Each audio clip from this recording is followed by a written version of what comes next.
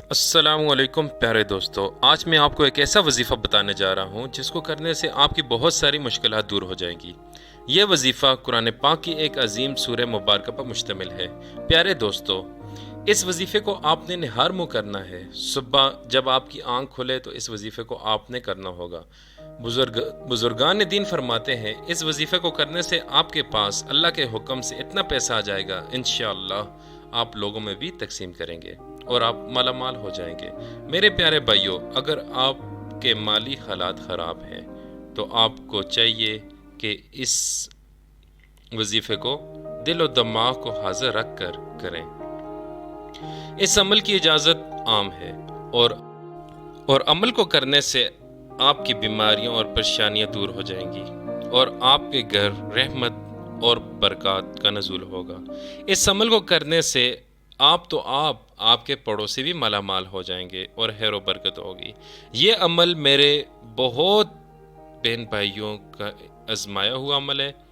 پیارے ناظرین، یہ وظیفہ سورۃ کوثر کا ہے جو قرآن پاک کی 30ویں پارے میں موجود ہے۔ دوستو، کوثر ایک چشمے کا نام ہے جو اللہ پاک قیامت کے دن نبی کریم صلی اللہ علیہ وسلم کو تحفے کے طور پر دیں گے۔ پیارے دوستو، اللہ پاک کے ماننے اور نبی کریم صلی اللہ علیہ وسلم کے ماننے والے سارے لوگ کوثر جو ایک ندی ہے اس مقام پہ سارے لوگ جمع ہوں گے۔ اگر سورہ کوثر کا نزول دیکھا جائے تو اس کا نزول بڑا ہی زبردست ہے، کیونکہ جب جہالت کے دور میں نبی کریم صلی اللہ علیہ وسلم کے لخت جگر کا انتقال ہوا تو آپ صلی اللہ علیہ وسلم بہت رنجیدہ تھے، تو آپ صلی اللہ علیہ وسلم دکھ سے بھرے ہوئے تھے۔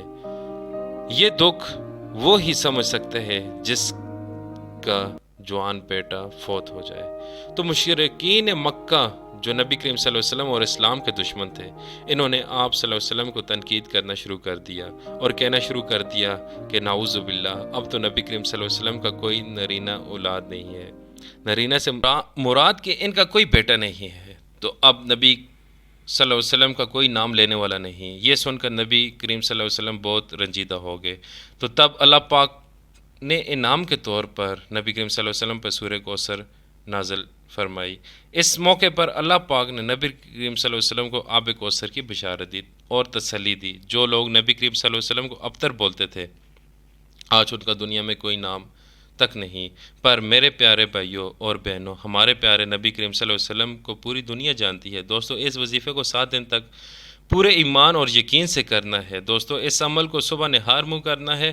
دوستو، سورہ کوثر کا یہ عمل آپ نے کرنے سے پہلے 21 مرتبہ درود پاک پڑھنا ہے۔ اگر وقت کم ہو تو 3 مرتبہ لازمی پڑھنا ہے اور درمیان میں 141 مرتبہ سورہ کوثر کو پڑھنا ہے، اور سورہ کوثر کو پڑھنے کے بعد 100 مرتبہ یا رزاق کو پڑھنا ہے، اور آخر میں پھر درود پڑھنا ہے۔ اور جب آپ یا رزاق کو 100 مرتبہ پڑھ چکے ہوں تو اپنی آنکھیں بند کر کے اپنی مشکلات کو دماغ میں رکھیں، جو بھی آپ کی مشکل ہو اس کا تصور کریں اپنے دماغ میں، اور یقین کے ساتھ اس عمل کو 7 دن تک کریں۔ انشاءاللہ بہت فائدہ ہوگا اور آپ کا مقصد پورا ہوگا۔